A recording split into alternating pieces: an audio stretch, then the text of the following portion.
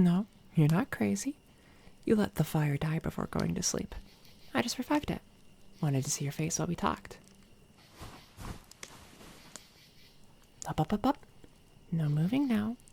Stay right there for me, okay? Party member? Why do you look so confused? Of course I'm your party leader. I mean, don't you recognize my face?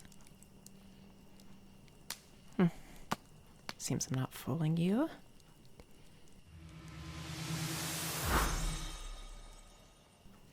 Suppose you don't mind if I don my usual appearance then. Oh, right. You can't speak. Can't have you waking up your precious party leader now, could I? Not while we have so much to discuss. And don't worry about my voice. I'm not actually here. I believe people call this sleep paralysis, but I took the luxury of visiting your dream to appear before you.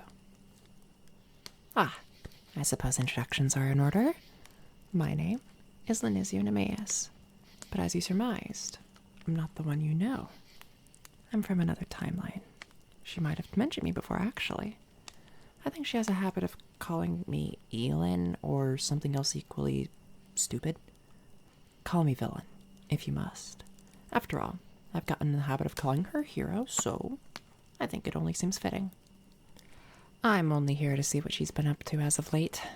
Seems like a lot of the same. Running around like a little errand girl and making a fool of herself on that one website in that other world. Not sure what she sees in that hobby of hers, but as long as it keeps her distracted from her training, I suppose I should be grateful for it. I'm sure she told you I was safely imprisoned between time and space, the world between worlds. The gods call it the corridors to nowhere, and it functions as the sort of glue that holds all of the many universes together. Without it, time does not flow, reality does not function, and the gods and mortals would no longer be able to live apart. The only way in or out is to be a god yourself. Or so they thought. I broke out. Just took a lot of patience and brute force, but I had plenty to spare on both accounts. Time doesn't flow there, you see, so from what I've gathered, I've only been gone a couple of years now or so. But it felt like a lifetime. To be left alone with my failure, stewing in anger with nothing but myself and my thoughts. It was hell, and it only made me stronger. Of course, the only ones who know I'm free are her precious party members. I visited a few times in that other world she spent so much time in of late, but unfortunately for them, and now for you, you can't tell her. I've already made sure of it. Your lips are sealed. Try to break the hex, and I'll know. Not that you can. You aren't strong enough to. No one is. Not anymore. Not the hero or any of her mentors or allies. You're a new one, aren't you? If I can recall, you're the one the hero saved a few months back. Your village was attacked by wargs, right? You must have been eager to try and save others too, so you joined up with her party as soon as you could. Your training's been going well too. You're strong. Aw, don't look so creeped out. I'm not spying on you. I'm spying on the hero. She just happens to have been spending a good amount of it here training with you, so of course I've taken notice. So what? You joined her party to try to help out the commoners like yourself, right? Protecting them from monsters and riffraff, like the hero did for you? Right, paralysis. Let me just place my hand on your chin here. Go on, nod for me. Good little underling, so obedient. I can see why the hero's taken such a liking to you. Unfortunately, you're on the wrong team. What you're doing here, going after monsters and catching bandits, you're putting bandages on a cannon wound. All of these are symptoms of greater issues. The monsters are riled up due to the overexpansion of greedy kingdoms like Eonak, expanding their territory and deforesting the terrain. The bandits are from those leeches people call nobles, sapping up all the wealth and hoarding it in their castles. Don't pretend you haven't noticed it yourself. I know you have. Despite all your efforts and all your goodwill, nothing has seemed to change all that much, has it? Oh, don't be like that. It isn't your fault. The world is diseased with tyrants whose greed pushes them to rule the world. The four great devils, the Ouroboros of society, the kings of all 5 great kingdoms, and worst of them all, the gods.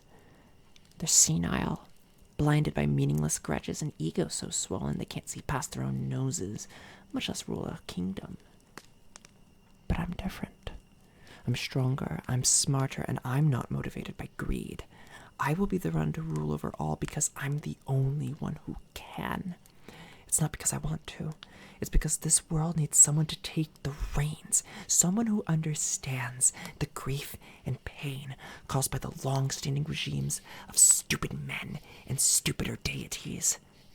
In time, I will tear it all down and start anew. It won't be pretty, and it'll hurt. But we must dig deeper to treat this wound, even if it means tearing open other wounds, old and new, to reach the true cause.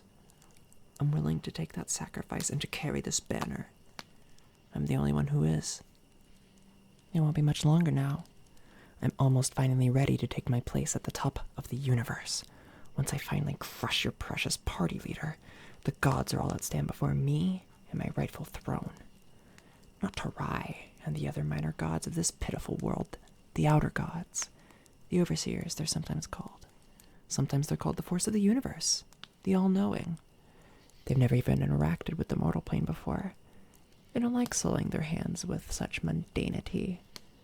That's why they have gods and goddesses like Tarai choose champions like the hero to do their dirty work for them. Disposable, worthless mortals to play their little game of chess. And yet, people like you line up willingly to see yourself killed by that machine, sent to the slaughter like ignorant little lambs. You've wondered, haven't you? If the gods and the goddesses love you as much as they claim, why don't they descend from their shrines and palaces to help you? Why let war ravage millions of lives and let famine wreak havoc across the continent? It's because they're lying to you. They don't love you. They never have. You're just a means to an end. And once you've outlived your usefulness, they'll just leave you to rot. Just like they did to her. And to me. Does it frighten you to realize that you've been born into an eternal war between oppressed and oppressor? One so all-consuming, yet so invisible, that people have lived and died in battles that they never even knew existed. Do you worry that it will be like this forever?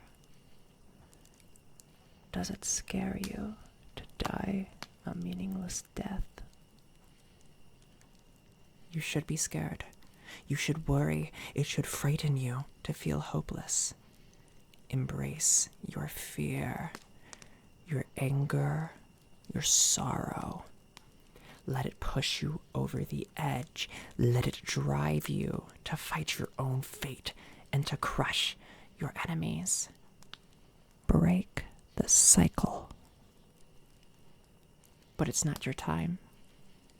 Not yet. I'm going to challenge the hero one final time, one last battle. And once she's been rid of, take up your arms and join me. The universe will be ours for the taking, and the gods shall no longer determine the value of lives on their own whims any more. I can save you from your fate, dear underling. Your savior is here, and she will be your guiding light. Wait for me.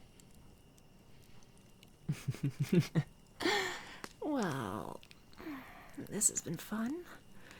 But I'm afraid I have some more preparations to make before the sun sets on this little war between the hero and I. Don't worry, dear underling. I won't be gone for long. Just be patient, okay? And remember, your lips are sealed. But you trust me, right? You trust me to lead the world into a bright, new dawn? Honestly, it doesn't matter if you do or don't, because fate's not in your hands yet. It's in mine. But don't worry, I won't fail you. See you around, underling.